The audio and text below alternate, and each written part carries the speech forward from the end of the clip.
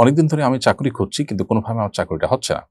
দিন যত অতিবাহিত হচ্ছে, আল্লাহর প্রতি আস্থা এবং ভরসা আমার কমে যাচ্ছে এবং নৈরাশ্য বেড়ে যাচ্ছে।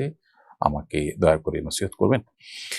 খুবই গুরুত্বপূর্ণ প্রশ্ন, প্রিয় দর্শক। আমাদের অনেকের মধ্যেই এরকম নৈরাশ্য চলে আসে, যেটা আসলে আমাদের ঈমানের সঙ্গে যায় না। মূলত আমরা একটা ভোগবাদী এবং বস্তুবাদী সমাজের মধ্যে বড় হচ্ছি, যার ফলে আমাদের ঈমানের অবস্থা খুবই খারাপ এবং আমরা আ খুব অল্পতেই আমরা ঈমান থেকে দূরে সরে যাই। আ আল্লাহ রাব্বুল আলামিন আমাদেরকে যাকে যে অবস্থায় রেখেছেন, সেটা হয়তো আমার জন্য পরীক্ষার, হয়তো আমার জন্য কষ্টের। কিন্তু এই কষ্টটা যদি আমি সহ্য করতে পারি, এটাকে বরণ করতে পারি, ওয়েলকাম করতে পারি, তার বিনিময়ে যদি আমি জান্নাত পাই, তাহলে সেই ডিলটা তো খারাপ ডিল না।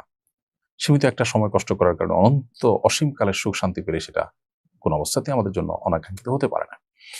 আমি আ আমার আফ্রিকার সফরের সময় লক্ষ্য করেছি কেনিয়ার রাজধানী নাইরোবিতে আ শহর থেকে অনেকখানি বের হওয়ার পর, অর্থাৎ উপশহরের উপকণ্ঠে যখন আমরা পার হচ্ছি, শহর থেকে বাহিরে যাচ্ছি, তখন আমরা লক্ষ্য করলাম যে শত, শত হাজার, হাজার মানুষ আ তারা হেঁটে, হেঁটে রাস্তার ধার দিয়ে তারা যাচ্ছেন। তাদের হাঁটার স্টাইল দেখে বোঝা যাচ্ছে তারা অনেক সময় ধরে হাঁটছেন এবং অনেক দূর গন্তব্যে তারা যেতে আ চেষ্টা করছেন। তখন আমি স্থানীয় বাংলাদেশীদের জিজ্ঞেস করলাম যে, "এরা কি আমাদের দেশে গার্মেন্টস কর্মীদের মতো কোনো গার্মেন্টসে যাচ্ছে, ছুটি হয়েছে এরকম?" তারা বললেন, "না।"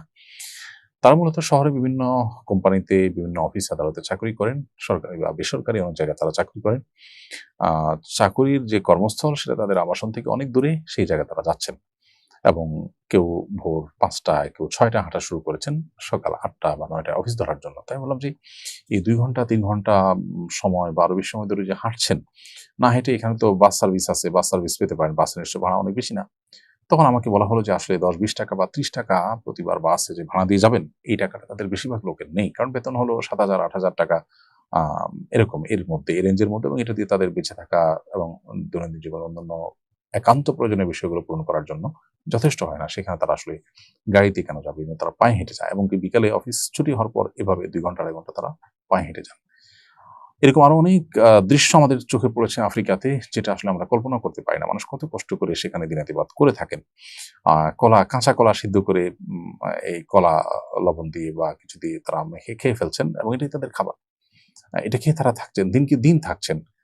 একটু ব্রেড চিনি পানিতে চুবায়ে খাচ্ছেন। এটাই লাঞ্চ, এটাই ডিনার। আ ঠিক একইভাবে দেখা যায় যে কলাকে দিয়ে নানা রকমের আইটেম তৈরি করে তারা সেটা খাচ্ছেন। তাদের দেশে গোশতের দাম অনেক কম, সবজি হয় যেখানে সেখানে। তারপরেও টাকার অভাব এত বেশি যে তারা সেগুলো আসলে সবার কিনে খাওয়ার সামর্থ্য থাকে না। তো আমরা যখন তাদের সাথে তুলনা করব, তখন তো আমরা নিশ্চয়ই অনেক ভালো আছি। তো একজন ইমানদার সবসময় নিজেকে নিজের চাইতে দুনিয়ার দিক থেকে যারা কষ্টে আছেন তাদের সঙ্গে তুলনা করবেন। তখন তার মানসিক শান্তি বেড়ে যাবে এবং আল্লাহর প্রতি ভরসা তার বেড়ে যাবে। ঈমানদার সবসময় এই প্র্যাকটিসটা যদি রাখেন, তাহলে তিনি সুখী হবেন এবং আমাদের সুখে থাকার অন্যতম মূল মন্ত্র এটাই। বিধায় এই দিকটাকে আমরা লক্ষ্য করব। আল্লাহ তাআলা আপনাকে চাকরির ব্যবস্থা করুন। আপনার জন্য আমরা দোয়া করি। আপনার হালাল উপার্জনের ব্যবস্থা আল্লাহ তাআলা করে দিক। সেই সাথে আল্লাহর প্রতি আস্থা ভরসা আমাদের কোনোভাবে যেন না কমে। দুনিয়ার সামান্য একটু রুটি-রুজির জন্য যেন আমাদের ঈমানটা কোনোভাবে দুর্বল হয়ে না পড়ে, সেদিকটা আমাদের চেষ্টা করতে হবে এবং এরকম নিজের চাইতে কষ্টে থাকা মানুষগুলোর কথা চিন্তা করতে হবে। সমাজে এই আ অসুস্থ যে প্রতিযোগিতার মধ্যে আমরা হাবুডুবু খাচ্ছি, সেখান থেকে বেরিয়ে আসার চেষ্টা করতে হবে। আল্লাহ আমাদেরকে তৌফিক দান করুন।